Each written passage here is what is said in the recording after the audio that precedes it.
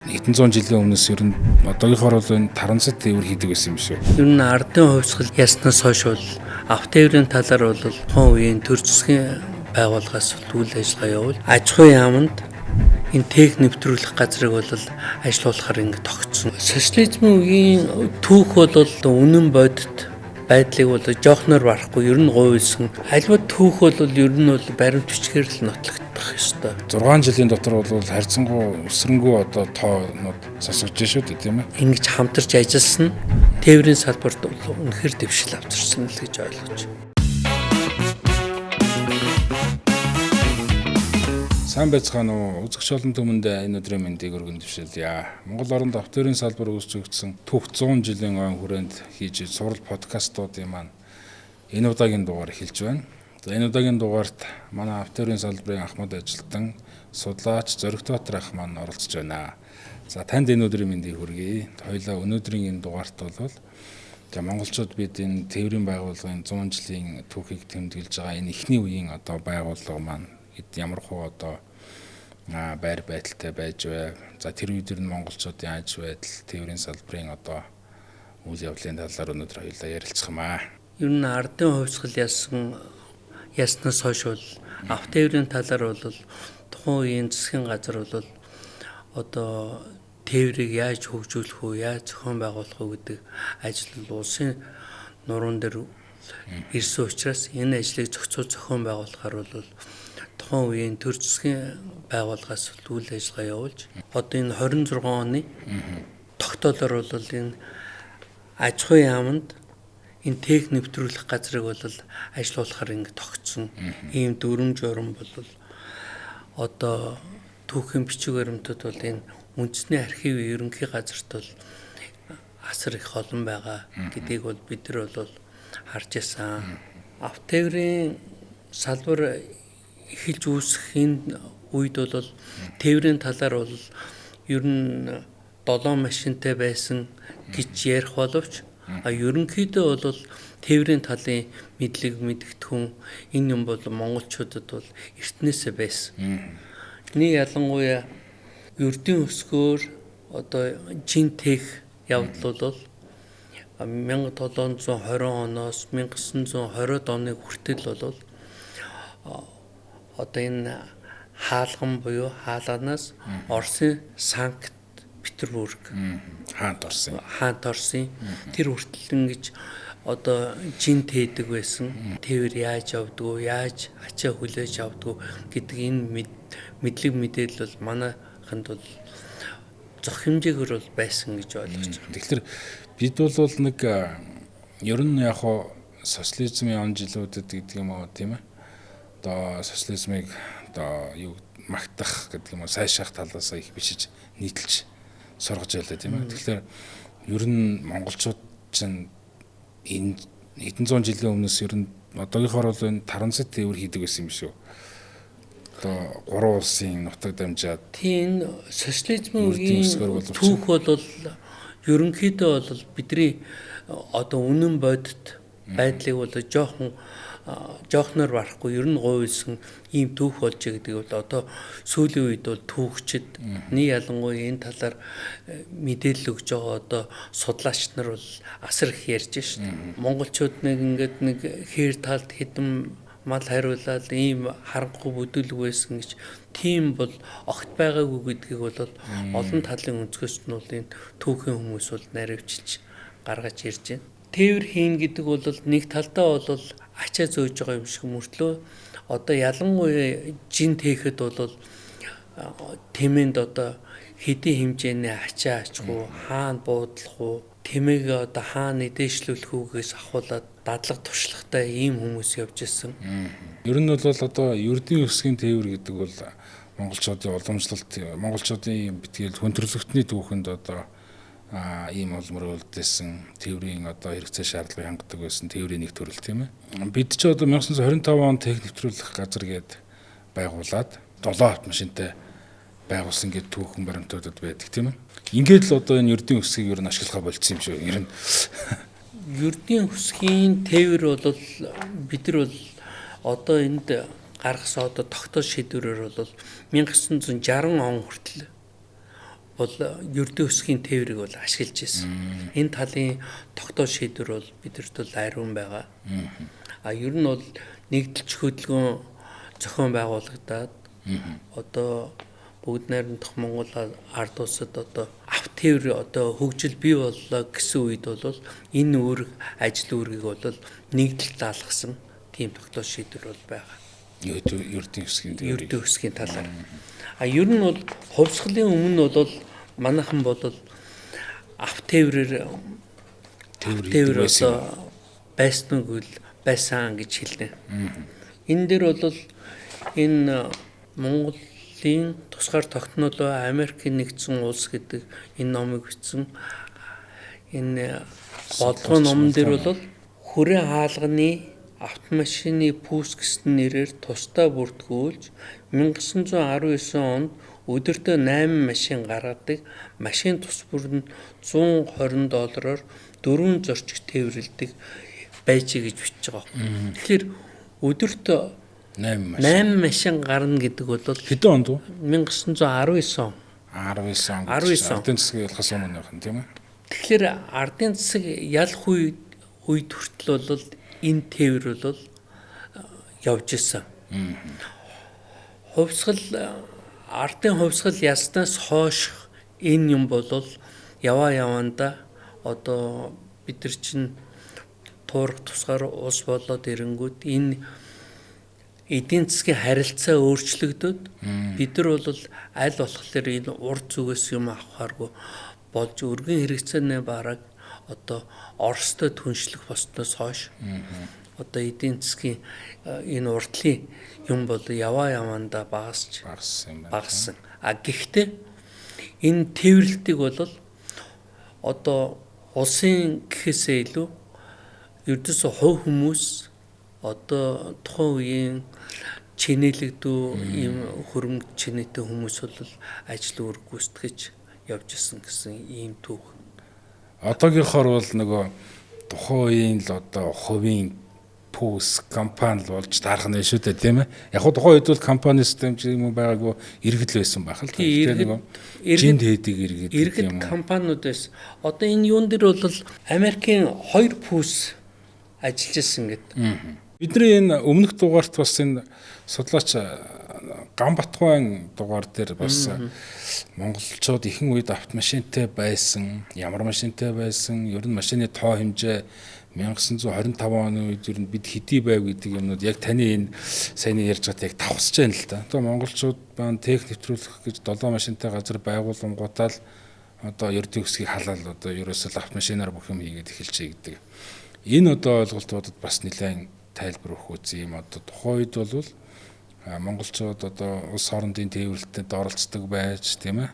Чин тээж одоо ердийн өсгөөр ингэж явдаг байсан байна. Машины тооч бас их байж гэдэг мэдээллүүдийг бол өнөөдөр энэ уншигч сонсогч олон түмэндээ бол хүрэх маань бас ингээд нэгэн энэ нэвтрүүлгийн бас зорилго байгаа. Автомашинаар тээвэр хийх энэ юмыг хийхдээ бол бидний хувьд бол яг хэдийн үеэс Монгол жолооч нар одоо даган хийжсэн гэдэг тоо баримтууд бол нарийн ширэн байхгүй ч гэсэн зөх хэмжээгээр бол монголчууд бол энэ тээврийн машиныг жолооддог байсан.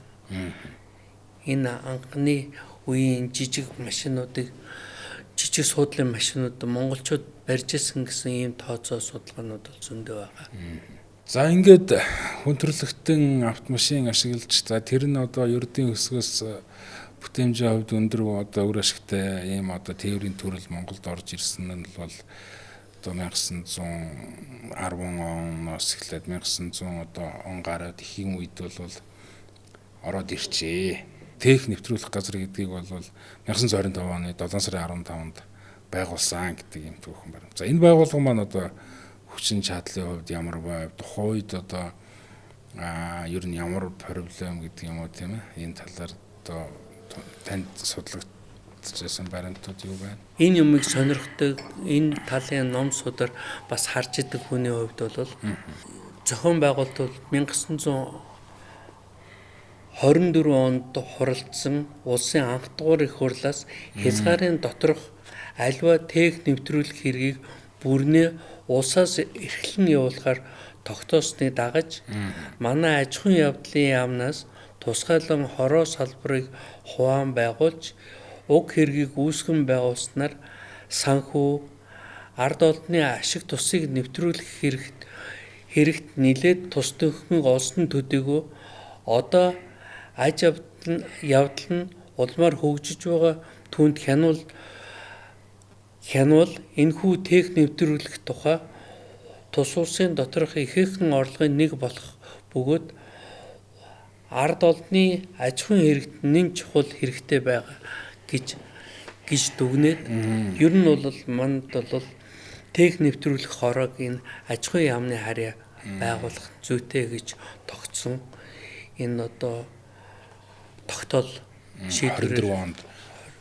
Ер нь 24 онд нэг анх дугаар үндсэн хуулиа бид баталснаас хойш ер нь бүхэл энэ аж ахуйн салбарууд үүсч өгчих эхлэл гэдэг юм аа төрийн зохицуулалтанд орж эхэлсэн илэнгүүл явдлын нэг юм байна тийм ээ. 1925-аас 29 онд бол энэ аж ахуйн явдлын яамны харьяа үйл ажиллагаагаа тех нэвтрүүлэх газар гэсэн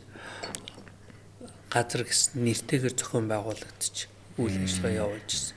Тех нэвтрүүлэх газар гэдэг нь бол тухайн үед бол ердийн өсгийн тээвэр, автомашинаар хийх тээвэр, гадаад дотоод тээвэр гэдэг бүх юмнуудыг бол улсын нэрийн өмнөөс гайл татвар авдаг. Тээврийн зохицуулалтын үйл ажиллагааг тэр үед хийдэг байсан. Тийм л утгаар бол ойлгож зохион байгуулах. Тэгээд тех нэвтрүүлэх газар дээр бол зөвхөн техээс гадна ачааг яаж хүлээж авах вэ? Ачааг яаж олох вэ? Одоо тээвэр хийж байгаа тээврийн хөлс ямар шохон үн ханштай байх вэ?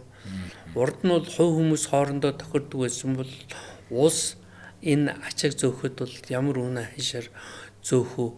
Автомашинаар тээвэр хийх болсон үед бол зам харгууг хаагуур тогтоох уу? Тэгээд зам гүүрийг одоо хаана зохион байгуулах уу гэдэг энэ ажлууд ингэж өргөн хүрээгээр хийх ажил бол энэ тех нэвтрүүлэх газарт бий болж ихсэн гэж ойлгож байна. Тех нэвтрүүлэх газар маань бол одоо дотоодын буюу бидний одоо Монгол төрийн одоо боломж тухайн одоо санхүү эдийн засгийн чадвартай тулгуурласан нэг юм цөөн тооны боловсруучны хувьд бас одоо шин бөгөөд хүчин чадал тиймэр одоо төвшөнд байж тийм ээ. Ер нь энэ одоо байгууллагын машины тоо гэдэг юм уу одоо 29 онд Монгол Транс гэх байгуулагдаж байгаа шүү дээ тийм ээ. Хувь нийлүүлсэн Монгол Транс.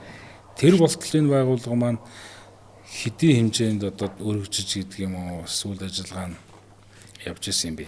Энэ тех нэвтрүүлэх газрыг бол байгуулснаас хойш бол энэ тухайн үеийн засгийн газрын тогтоолоор 27 оноос бол энэ тех нэвтрүүлэх газрын одоо дүрм баталсан.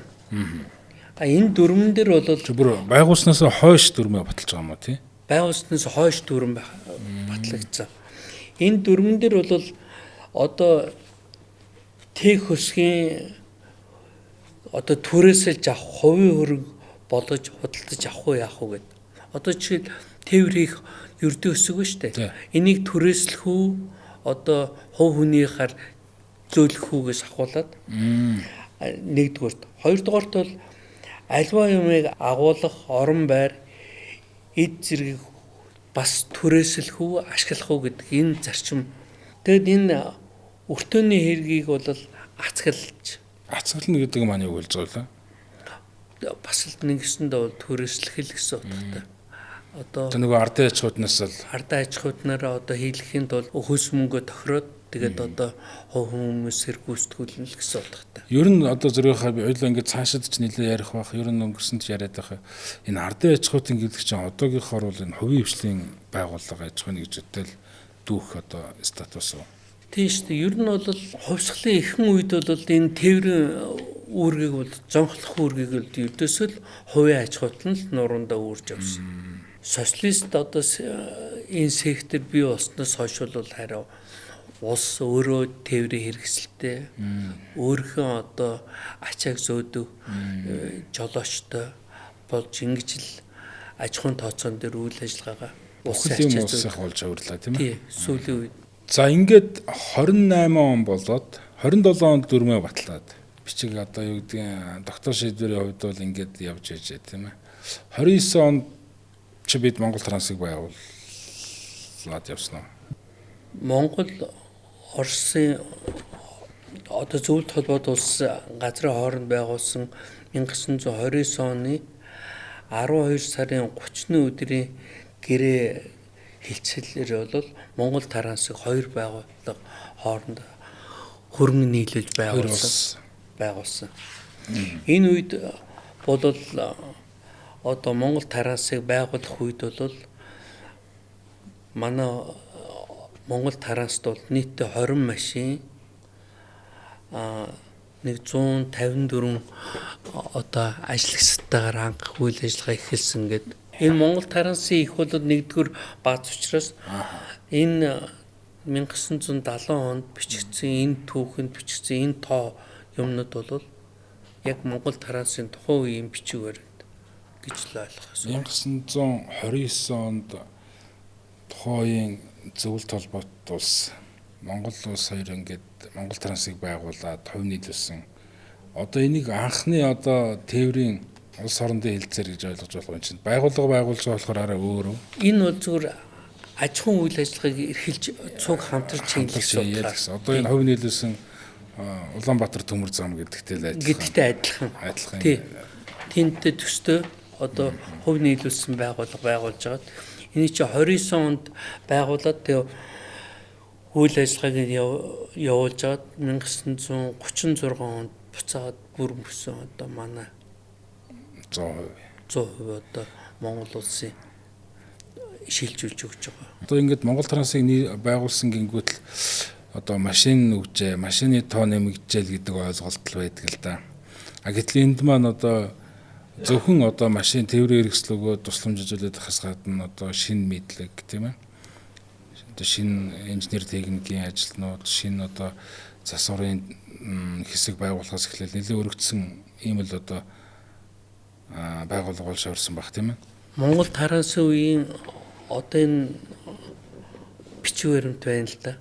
Одоо энэ 29 онд байгуулагдаад 36 онд одоо манай шилжүүлэх үеийн тоо баримтуудаас харахад бол тээврийн хэрэгслийн тоо анх байгуулагдахад Монгол Транс бол 20 машинтай байсан бол 1931 онд 121, 32 онд 202 гэх мэтлэн явж байгаад 1936 онд 322 машинтай болсон.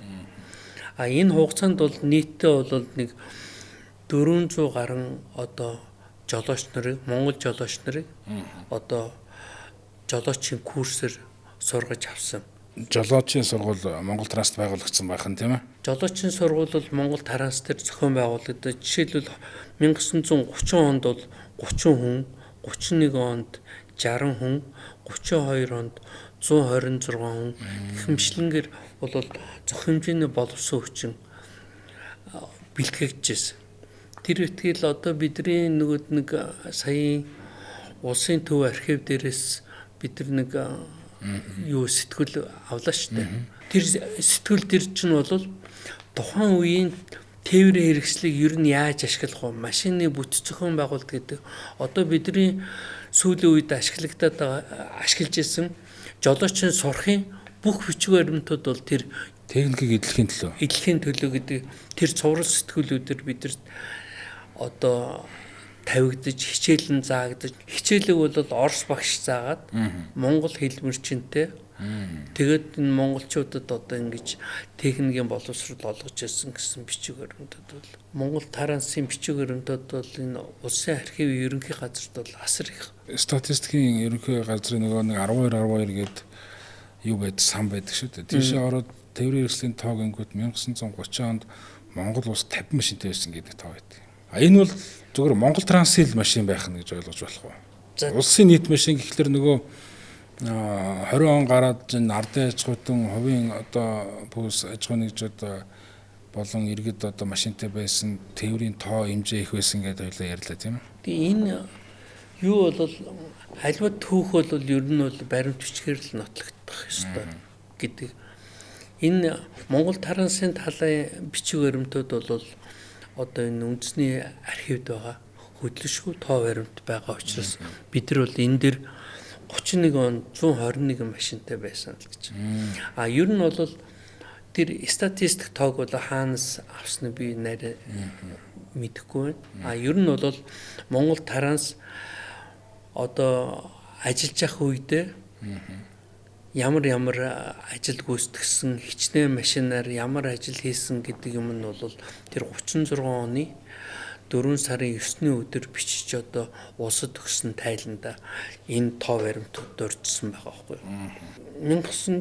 1936 онд гэхэд бол Монгол жолооч нийтээ бол 702, Орос жолооч 276, Хятад жолооч 75, нийтээ бол 1053 ажлагчдаагаар үйл ажиллагаа явуулж исэн байна л гэсэн ийм тоо баримтууд байгаа байхгүй. 36 онд. 36 онд энэ бол нийт ажлагчдын тоо. Сая хэлдэг юм бол энэ бол жолооч биш. Нийт ажлагчдын тоо гэдэг бол тээвэр хийхээс жолоочоос гадна засвар үйлчилгээний ажил байна. Одоо баазуудыг удирддаг хүмүүс байна.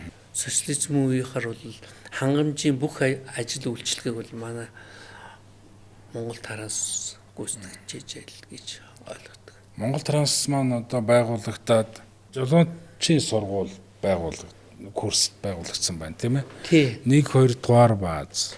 Ер нь бол орон нутагт 2 бааз байсан. 3 дугаар бааз бол Доронтод, 4 дугаар бааз Ховд. Одоо энэ хэдэн оны? Энэ одоо 36 он. За ингээд Монгол таранс гэдэг байгууллага бол байгуулагдаад Монгол оронд за манай тээврийн салбарт бол нэлээд шинэ мэдлэг тийм ээ. Шинэ одоо боловсон хүчин, шинэ техник тусламж, ингээд шинээр баазуудыг байгуулах, үйл ажиллагаа өргөжих гэдэг нэлээд томоохон одоо өөрчлөлтийг бол тээврийн салбарт өгсөн байна гэж ойлгож болох уу? Болно. Одоо 6 жилийн дотор бол харьцангуй өсрөнгөө одоо тоонууд сонсогдож шүү дээ тийм ээ. Ер нь бол автотээврийн салбарын шинжилтэд бол ер нь бол тодорхой үе шатгаар тоологдоход бол энэ 1929 оны энэ Монгол таранс байгуулж ингэж хамтарч ажилласан тээврийн салбарт бол үнэхээр дэвшил авчирсан л гэж ойлгож байна. Тэр үед одоо Монгол таранс гэдэг дуу хүртэл гарч ирсэн ичээ орлогонд болсон нэг зүгээр миний бичгээр дунд нэг 2 хүний юм байгаа. Нэгэнд нь бол гавья тээвэрч мижид гэдэг. Сугрын мижид гэж байна. Сугрын мижид гоо. Энэ хүн бол ер нь бол Монгол техийг анх байгуулагдахаас ахуулаад үйл ажиллагаанд оролцож явж исэн ийм хүн байгаа. Дээрэс нь бол өөрөө чи сая хэлдэг тэр ичээ хорлогоо одоо энэ ардын жижигчин ичээ хорлого бол Монгол таранст одоо оролцож исэн. Ямар ажил хийдэг юм байсан бэ? Бичиг хэргийн ажил хийж исэн. Тээврийн ажил үүрэг гүйцэтгэхээс гадна уран сайхны нэг тийм дугуйлан бол одоо тийм хүмүүс үйл ажиллагаагаа сурталчлах зорилгоор дугуйлан ажилладаг байсан. Тэр Доронтын 15 дугаар хороонд явж байхдаа ардын дууны аян дээр Монгол тарансыг зохиож дуулаад Лувсан доо гэж Монгол тарансын дарагтайгаа цуг хоёулаа сайн шагнаж ирсэн гэсэн тийм бичиг баримт бол. Тийм очиртай дуу юм байна тийм ээ. Тийм байна. За ингээд Монгол таранс гэдэг байгууллага бол яалтчгүй ийм сайхан түүхтэй одоо тээврийн салбарын хөгжил үнэтэй хувь нэмэр оруулсан. Энэ байгууллага маань 6 жил одоо оршин байсан гэсэн үг тийм ээ. Бараг л 7 жил 36 оны 4 сард манад бүрэн бүсэн шилжиж ирсэн. Одоо хувь нийлүүл өөрийнхөө хувийг зөвлөлт холбоот улсаас Монгол улсад одоо шилжүүлж үн төлбөргүйгээр одоо тухайн үед байсан үндсэн хөрөнгө бүх орлоготой л манад шилжүүлж өглөөл гэсэн тийм шийдвэр бичиг баримт. 1000 орчим ажилтнтай. 322 тээврийн хэрэгсэлтэй. Ерөнхийдөө бол нийт ажлагчдын тоо 1053 ажлагчтай байсан гэсэн юм тоо байна. Монгол таранс гэдэг байгууллага Монголын одоо засгийн газарт 100% өмчтэй болоод ирэхлээр энэ байгууллага маань ямар нэртэй болж ирэх вэ? Энэ Монгол тарансын одоо тус улсад шилжүүлсэндээ холбогдуулан төв орон нутгийн байгууллагын удирдах ажилтныг шинээр томилох тухай энэ Монгол тарансын 36 оны 4 сарын 2-ны өдрийн 1 тоо тушаал байна. Энэ дээр бол хувь нийлүүлсэн Монгол тараансад харьяалагдж байсан олон үйлдвэрийн байгууллага түүний дотор зохион байгуулалт нь өөрчлөгдөхгүй хэвээр байх тэдгээрийн удирдлагыг Монгол улсын уурын тэрэгний тээврийн ерөнхий газраас томилох нь гэсэн ийм захирах газрын тушаал гинэ. За энэ үед чи одоо аж ахуйн яамд л яваад байгаа юу? Аж ахуйн яамд бол 1932 оны хүртэл харьяалагдж байгаа. 1932 оноос худалдаа аж үйлдвэр, зам тээвэр, харилцан нэвтрүүлэх холбооны яам гэдэг энэ яамд харьяалагдчих. Тэгээ энэ одоо нэг ажил хүлээцэд шинээр хүмүүсийг томилно шүү дээ. Тэгэхэд Монгол тараансад 1-р баазын даргаыг томилсон байна. 2-р баазын дарга томилсон. Төмрийн зовоодын дарга, автобус гаражны дарга, Дорнот аймгийн тээврийн хорооны дарга, Ховдын тээврийн хорооны дарга. Хороо гэж байгуулж ирсэн юм байна, тийм ээ. Тэгээ энэ одоо аймаг дахь харийн газрууд бол Дорнот аймаг дахь ангийн хорооны даргал гэсэн нэртэй байсан юм байна. Ийм 7 газрын дарга нарыг томилоод Монгол тараансын ерөнхий хороог үүнээс хойш Монгол улсын уурын тэрэгний тээврийн ерөнхий захирах газар гэж нэрлэнэ гэж бичсэн ийм тогтоол. Ер нь одоо 1925 онд бид өөрийн хөрөнгөөр тээврийн байгууллага байгуулж түүхт одоо 100 жилийн өмнөх үйл явдлаа дурсан ярьлаа. Бид энэ одоо техникийн хувьд нэлээд бэхжиж, тийм ээ, боловсон хүчний хувьд бэхжиж, заавал зарим сэлбэг ангиа үйлдвэрлэж, тийм ээ. Ингэж одоо нэлээд өргөжинд хэлсэн он жилүүд байжээ гэж энэ хөө одоо ярилцлагад үгэнд тэгэхэд ингэж ойлгогдож байна. Өрөлдсөн ирсэн танд их баярлалаа. За баярлалаа.